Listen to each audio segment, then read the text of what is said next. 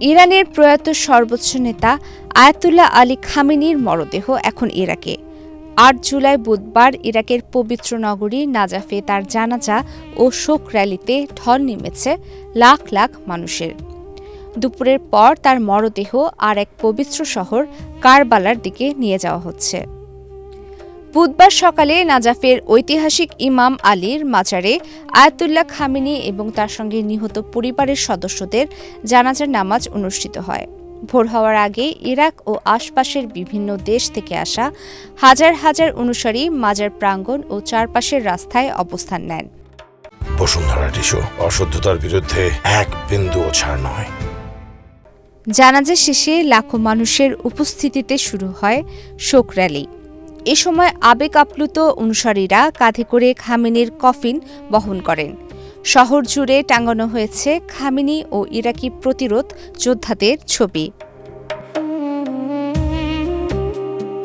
খামেনির মরদেহ নাজাফ আন্তর্জাতিক বিমানবন্দরে পৌঁছালে সেখানে তাকে রাষ্ট্রীয় মর্যাদায় আনুষ্ঠানিক অভ্যর্থনা জানানো হয়। বিমানবন্দরে মরদেহ গ্রহণ করেন ইরাকের প্রধানমন্ত্রী আলী ফালে আল জাইদি। জানা যায় ইরাকের নির্বাহী আইনসভা ও বিচার বিভাগের প্রধান ছাড়াও দেশটির শীর্ষ রাজনৈতিক ব্যক্তিত্ব ও সামরিক কর্মকর্তারা উপস্থিত ছিলেন। পুরো আয়োজন নির্বিঘ্ন করতে শহর জুড়ে পপুলার মোবিলাইজেশন ফোর্সের হাজার হাজার সদস্য মোতায়েন করা হয়েছে। শোকগ্রস্ত মানুষদের যাতায়াতের জন্য ইরাক সরকার শত শত বাসের ব্যবস্থা করেছে।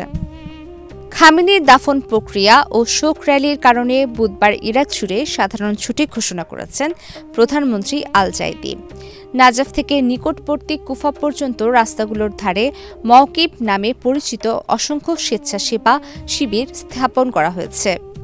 সেখান থেকে লাখ লাখ শোকাকুল মানুষের জন্য বিনামূল্যে খাদ্য, পানি, চিকিৎসা ও থাকার ব্যবস্থা করা হচ্ছে, যা দুই দেশের ঐতিহাসিক ও ধর্মীয় সংহতির প্রতীক হিসেবে দেখা হচ্ছে।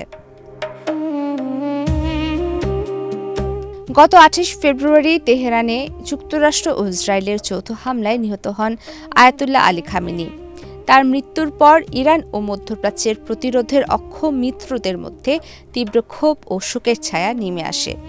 এতদিন পর খামেনির এই বিদায়ী অনুষ্ঠানে যোগ দেওয়া মানুষের হাতে দেখা গেছে লাল পতাকা, যা তাদের ভাষায় ন্যায় বিচার ও প্রতিশোধের প্রতীক। সরকারি সময়সূচি অনুযায়ী নাজাফের আনুষ্ঠানিকতা শেষে বুধবার বিকেলে খামেনির কফিন নিয়ে যাওয়া হচ্ছে পবিত্র কারবালা শহরে। সেখানেও আরেকটি বড় ধরনের শোক অনুষ্ঠানের প্রস্তুতি সম্পন্ন করা হয়েছে।